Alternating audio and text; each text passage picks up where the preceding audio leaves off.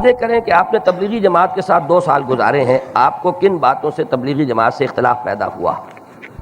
اصل میں یہ اس طرح کا سوال اچھا نہیں ہے کہ آپ مجھ سے باضابطہ کسی ایک جماعت کو معین کر کے اس کے خلاف تقریر کروانا چاہیں۔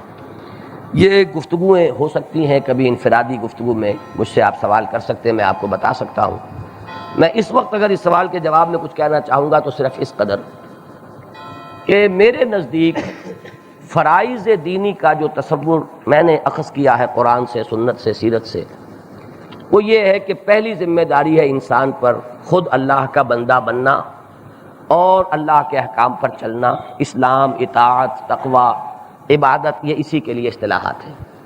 دوسری ذمہ داری ہے دین کو پھیلانا، عام کرنا، دوسروں تک پہنچانا، تبلیغ، دعوت، امر بالمعروف نہی عن المنکر، شہادت علی الناس، یہ اس کی اصطلاحات ہیں۔ تیسری ذمہ داری ہے دین کو برپا کرنا، قائم کرنا، نظام کی حیثیت سے اسے سربلند کرنا، یہ چوٹی کی ذمہ داری ہے۔ اس کے لیے اقامت دین ہے، اظہار و دین الحق علی الدین کلہ ہے، جس کے لیے حضور کی بعثت ہوئی۔ اسی کے لیے میرے نزدیک تکبیر رب ہے کہ وہ نظام قائم کیا جائے جس میں اللہ تعالیٰ کی سپریم اتھارٹی کو تسلیم کیا گیا اور زندگی کا کوئی گوشہ اس سے مستثنیٰ نہ رہے۔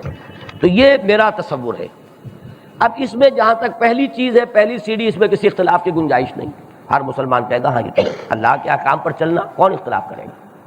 دوسری سیڑھی کی حد تک تبلیغی جماعت میں سمجھتا ہوں کہ بہت مفید خدمت سر انجام دے رہی ہے، اگرچہ بعض پہلوؤں سے مجھے اختلاف ہے، لیکن یہ کہ اس دوسرے لیول تک ایک بڑے پیمانے پر ہلچل اور حرکت جو ہے انہوں نے پیدا کی ہے، اور اس کے اثرات بھی ظاہر ہو رہے ہیں کہ لوگوں کے اندر تبدیلیاں آتی ہیں۔ جو لوگ نمازیں نہیں پڑھتے تھے نمازیں پڑھنے لگے ہیں، جن کی روز شیو ہوتی تھی وہ داڑیاں رکھتے ہیں، جو شام کو کہیں ٹیلی ویژن کے آگے بیٹھے رہتے تھے یا سنیما ہاؤس کے اندر ہوتے تھے وہ اب کسی مسجد میں ہوتے ہیں، کہیں ان کا گشت ہو رہا ہوتا ہے، تو اس کے اثرات تو ہیں۔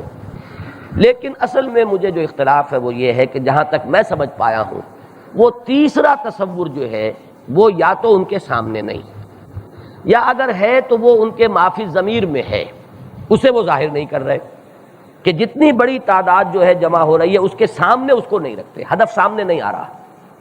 پھر یہ کہ تبلیغ کے لیول پر بھی ایک تو یہ کہ میرے نزدیک تبلیغ کا مرکز و محور قرآن مجید کو ہونا چاہیے، انذار اس کے ذریعے ہو، تبشیر اس کے ذریعے ہو، تذکیر اس کے ذریعے ہو، ذکر بالقرآن من یخاف وعید۔ ہم نے انما یسرناہ بلسانک لتبشر بہ المتقین وتنذر بہ قوما لدا، اس قرآن کو ہم نے آپ کی زبان پر آسان اور رواں کر دیا ہے نبی، تاکہ اس کے ذریعے سے بشارت دیں، اہل تقویٰ کو اس کے ذریعے سے انذار فرمائیں۔ ایک یہ بھی میں دیکھتا ہوں کہ وہاں جس طریقے سے مرکز و محور قرآن کو ہونا چاہیے وہ نہیں۔ پھر یہ کہ امر بالمعروف کے ساتھ نہی عن المنکر ضروری ہے۔ قرآن مجید نے ہمیشہ اس کو ایک وحدت کی حیثیت سے پیش کیا ہے، بلکہ 2 جگہ ایسی تو ہے کہ نہی عن المنکر کا ذکر ہے، امر بالمعروف کا نہیں ہے، لیکن یہ کہ کہیں امر بالمعروف جو ہے بغیر نہی عن المنکر کے نہیں آیا۔ جہاں آپ فضائل کی تعلیم دیں، جہاں نیکیوں کی تلقین کریں، وہاں برائیوں پر تنقید کریں اور برائیوں سے لوگوں کو جو ہے متنفر کریں۔ لیکن یہ بھی میرا اندازہ یہ ہوا کہ فلسفے کے طور پر انہوں نے اس کو آزمایا، اس کو اپنایا ہوا ہے کہ یہ از خود ہو جائے گا، اگر نیکیوں کی طرف بلائیں گے، جو شخص نیکیوں کی طرف آئے گا تو خود بخود وہ بدیوں سے کٹ جائے گا۔ لیکن میرا اس میں کہنا یہ ہے، میری عرض ہے یہ کہ اگر یہ بات ہوتی تو قرآن کو کہنے کی ضرورت نہیں تھی۔ قرآن زیادہ حکمت کا حامل ہے یا ہماری مصلحت ہے؟ جب قرآن ہمیشہ کہتا ہے امر بالمعروف کے ساتھ نہی عن المنکر تو یہ ہم نہیں کاٹ سکتے۔